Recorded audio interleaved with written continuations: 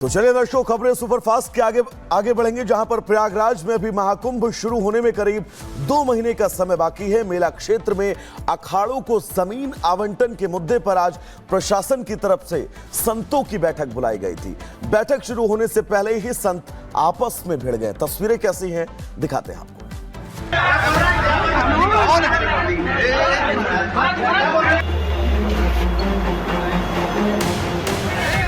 बैठक में हंगामे और हाथापाई की तस्वीरें प्रयागराज से हैं, जहां कुछ समय बाद होने वाले महाकुंभ की शुरुआत से पहले साधु संतों में विवाद हो गया। मामला मेला प्राधिकरण कार्यालय का है, जहां मेला प्रशासन की अखाड़ों के साथ बैठक होनी थी, मगर महाकुंभ को लेकर अखाड़ों की बैठक में जमकर हंगामा हो गया, जिसमें साधुओं में आपस में जमकर हाथापाई हुई। इस दौरान एक दूसरे के साथ धक्का मुक्की भी की गई। मुद्दा महाकुंभ में त्रिवेणी घाट पर जमीन आवंटन से जुड़ा था, जिसके लिए प्राधिकरण ने अखाड़ा परिषद के दोनों गुटों को बैठक में बुलाया था, मगर उससे पहले की औपचारिक बैठक शुरू होती दोनों गुटों के पदाधिकारी आमने सामने हो गए, जहां देखते ही देखते विवाद धक्का मुक्की में बदल गया, जिसके बाद कार्यालय में अफरा तफरी का माहौल था। वहीं पूरे विवाद में साधु संतों का कहना है कि इसमें संयम बरतने की आवश्यकता है। इसके अलावा व्यवस्था संभाल रहे प्रशासन की ओर से दी जा रही जमीन को स्वीकार किया जाना चाहिए। वास्तव में इसमें संयम की आवश्यकता थी। भाई, जो ज़मीन का आवंटन है प्रशासन अपने हिसाब से दे रहा है आप सबकी सुविधाओं को देखते हुए, तो उसमें विवाद नहीं करना चाहिए था। इससे एक गलत मैसेज जाता है, क्योंकि ये तीर्थों के राजा प्रयाग हैं। अगर हम आपस में ही नहीं समझ पा रहे हैं तो आने वाले समय में हम समाज को और संसार को क्या शिक्षा दे सकते हैं। निश्चित तौर से संतों के लिए काफ़ी दुर्भाग्य रहा है, समाज के लिए भी ऐसा विवाद ये दुर्भाग्य का विषय। प्रयागराज में होने वाले महाकुंभ को लेकर प्रशासन हर संभव कोशिश कर रहा है कि यहां आने वाले श्रद्धालुओं को बेहतरीन सुविधा मिल सके। इसी तरह यहां आने वाले श्रद्धालुओं को भी अपना पूरा सहयोग देना चाहिए, ताकि आस्था का महापर्व आनंद के साथ हो। Bureau report, Republic Bharat. 700 CCTV कैमरे, 150 ऑटो और 20 दिन की लंबी तलाश के बाद दिल्ली पुलिस ने एक ऐसे मामले को सुलझा लिया है जो लगभग अनसुलझा लग रहा था। पूरी खबर क्या है, इस रिपोर्ट के जरिए आपको बताते हैं।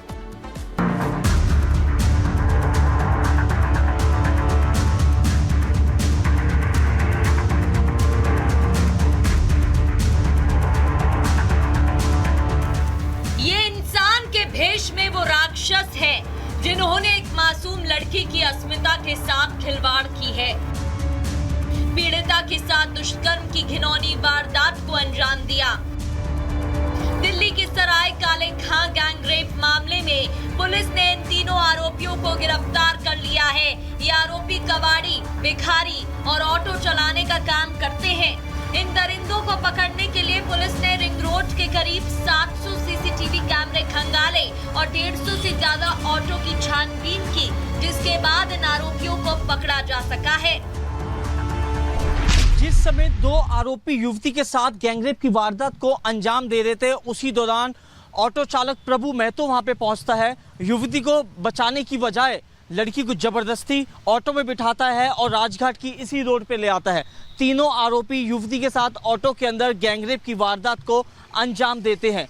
इतना ही नहीं, आरोपी ऑटो चालक प्रभु महतो यहां से युवती को अपने साथ जबरदस्ती बिठाकर दिल्ली के अलग अलग जगहों पे लेके घूमता है और आखिर में दिल्ली के सराय काले खां इलाके में पहुंच के युवती को छोड़कर मौके से फरार हो जाता है। पुलिस ने इस पूरे मामले में 21 दिनों की इन्वेस्टिगेशन करी, लगभग 700 से ज्यादा सीसीटीवी कैमरों को खंगाला और 3 आरोपियों को इस मामले में गिरफ्तार कर लिया गया। पुलिस पूछताछ में आरोपियों ने बताया कि उन्होंने शराब के नशे में वारदात को अंजाम दिया है। इनमें से भीख मांगने वाले शमशुल के तो पैर तक खराब हैं। कबाड़ी वाले प्रमोद ने सबसे पहले पीड़िता के साथ दुष्कर्म की वारदात को अंजाम दिया था। उसके बाद भिखारी शमशुल ने भी रेप किया। इतना ही नहीं, थोड़ी देर में शराब के नशे में ऑटो ड्राइवर प्रभु महतो भी वहां पहुंच गया और युवती को ऑटो में बिठाकर उसके साथ घिनौनी हरकत की। उसके बाद उसे बैठाकर दूसरी जगह ले गया। और वहां भी उसके साथ रेप किया। बाद में उसे रास्ते में फेंक कर फरार हो गया। इसी इलाके में युवती को छोड़कर रात के समय आरोपी भाग निकला था और यहाँ पे जाते हुए एक शख्स ने पीसीआर कॉल कर पुलिस को मामले की जानकारी दी। पुलिस टीम जो है वो मौके पे पहुंचती है। उस समय युवती के शरीर से ब्लड निकल रहा था। तुरंत एम्बुलेंस को बुलाया जाता है और घायल युवती को दिल्ली के एम्स अस्पताल में भर्ती कराया जाता है। पुलिस ने बताया कि उन्होंने 3 दिन पहले ही दरिंदों को पकड़ लिया था। आरोपियों की पहचान के लिए पुलिस ने सीसीटीवी कैमरों की फुटेज की जांच की थी। साथ ही साथ ऑटो की पहचान के लिए सीसीटीवी में नजर आए 150 ऑटो की मैनुअल जांच की गई थी। एक महिला पुलिसकर्मी जो है सोशल वर्कर बनके युवती के पास जाती है, क्योंकि युवती काफी ज्यादा डरी हुई थी, सहमी हुई थी। युवती का स्टेटमेंट रिकॉर्ड किया जाता है। स्टेटमेंट रिकॉर्ड करने के बाद पुलिस की जो इन्वेस्टिगेशन है वो शुरू की जाती है और पूरी इन्वेस्टिगेशन के दौरान पुलिस ने लगभग 150 से ज़्यादा ऑटो चालकों की जानकारी निकाली। इसके अलावा पुरानी Delhi railway station, Daryaganj, ITO, सराय काले खां, पूरी लगभग बेल्ट के 700 से ज़्यादा सीसीटीवी कैमरों को खंगाला और आखिर में तीनों आरोपियों को गिरफ्तार कर लिया जाता है। बता दें कि ये घटना बीते करीब 10 अक्टूबर की रात की है, जहां दिल्ली पुलिस के कंट्रोल रूम को रात करीब 3 बजे पीड़िता के बारे में जानकारी मिली थी। ये पीड़िता मानसिक रूप से कमजोर बताई जा रही है। पुलिस ने जब युवती का इतिहास खंगालना शुरू किया तो ये जानकारी निकल के सामने आई कि युवती उड़ीसा की रहने वाली है और जून के महीने में घर से बिना बताए दिल्ली आ गई थी, जिसकी कंप्लेंट परिवार वालों ने उड़ीसा में एक थाने में दी थी, गुमशुदगी की रिपोर्ट।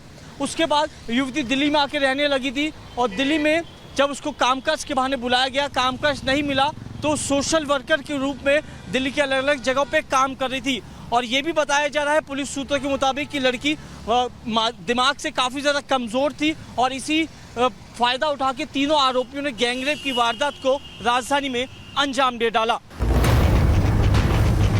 देश की राजधानी में एक महिला के साथ इस तरह की हैवानियत की वारदात सामने आने के बाद फिर से महिला सुरक्षा पर सवाल खड़े हो रहे हैं। Bureau report, Republic Bharat. दर्शकों, सोचिए कोई किसान अपना खेत जोत रहा हो और उस खेत से उसे एक बड़ा खजाना मिल जाए। एक ऐसी ही तस्वीर सामने आई हो और इस तस्वीर को यकीन मानिए जिसने भी देखा वो दंग रहेगा। और इस खजाने का कनेक्शन 18वीं शताब्दी से बताया जा रहा है। पूरी खबर क्या है विस्तार से आपको बताते हैं।